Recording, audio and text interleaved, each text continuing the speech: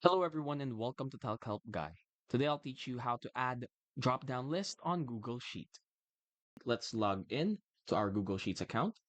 Let's name this file as enrolled students. And then here in column A, we'll widen this up and write names. In column B, we'll widen up a bit and then write status. Here, let's add some fun characters. Let's say SpongeBob SquarePants. And then for the other one, let's say Patrick Star. And then finally, we have Squidward. All right, and now for the status.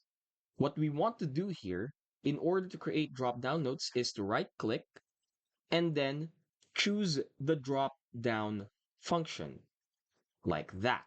And then here we'll rename the option 1 into enrolled, and then option 2 will be waiting.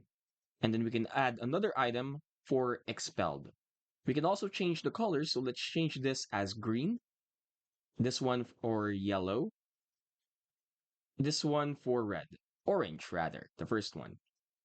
And now we can have actually multiple ways for drop down. We can drop down from a range, just normal drop down, date, etc. So we'll just go with a drop down option.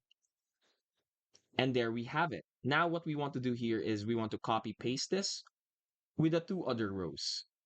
And now it's finished. Now we can click for SpongeBob enrolled, Patrick expelled, and Squidward waiting. And that's it for today's video. It's very simple and very easy to do.